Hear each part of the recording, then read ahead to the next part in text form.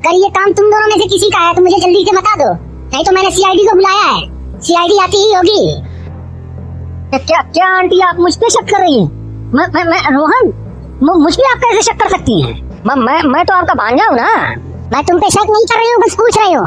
अगर तुमने ये काम किया है तो अभी लिख दो, वरना सीआईडी उगलवा ही लेगी। आइए सर, आइए। हाँ जी, फोन किसने किया था सीआईडी को? सर मैंने फोन किया था आपको। मेरा नाम नीता है और मेरे घर में चोरी हो गई है। सारे गहने चुरा ले गए और नकदी भी थी, लेकिन हैरानी की बात तो ये है कि दरवाजा अंदर से बंद था।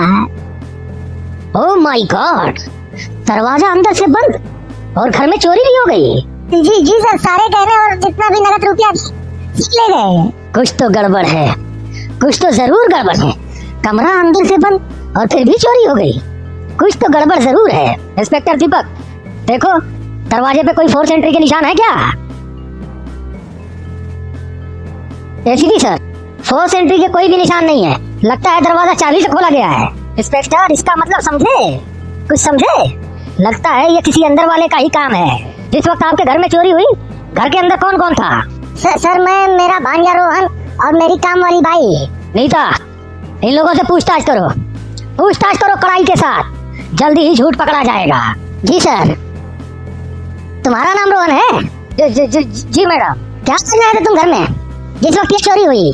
पता नहीं मैडम, मैं तो कमरे में गेम खेल रहा था।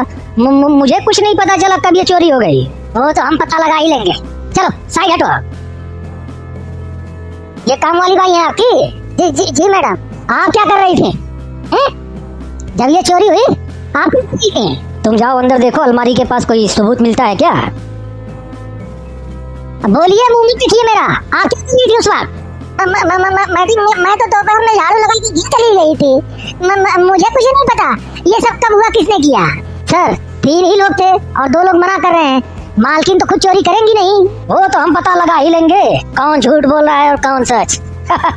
सीआईडी की नजरों से कभी कोई चोर बच नहीं सकता। सर, अलमारी के हैंडल पे सिर्फ 2 लोगों के फिंगरप्रिंट मिले हैं, एक रोहन का है और दूसरा मालकिन का।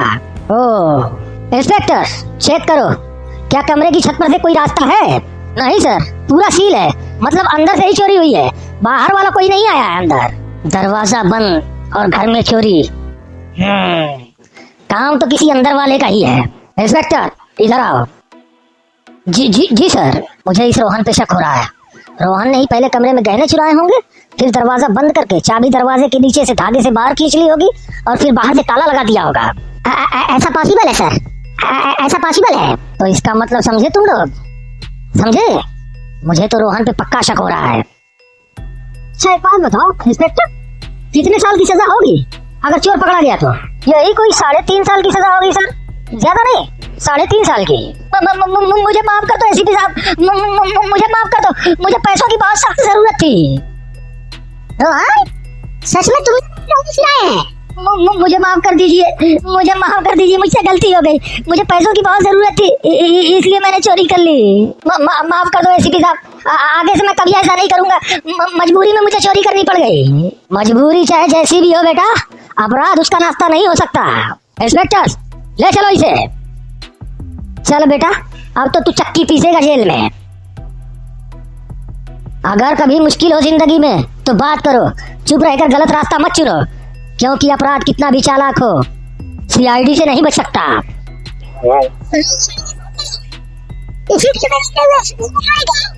मुझे तो विश्वास नहीं हो रहा है। माल की छोटा मुंह बड़ी बात। मुझे तो पहले से ही रोहन की हरकतें कुछ ठीक नहीं लग रही थी। जाओ उस कमरे में बहुत सारा सामान फैला हुआ है, सबको ठीक करो। जी मालकिन।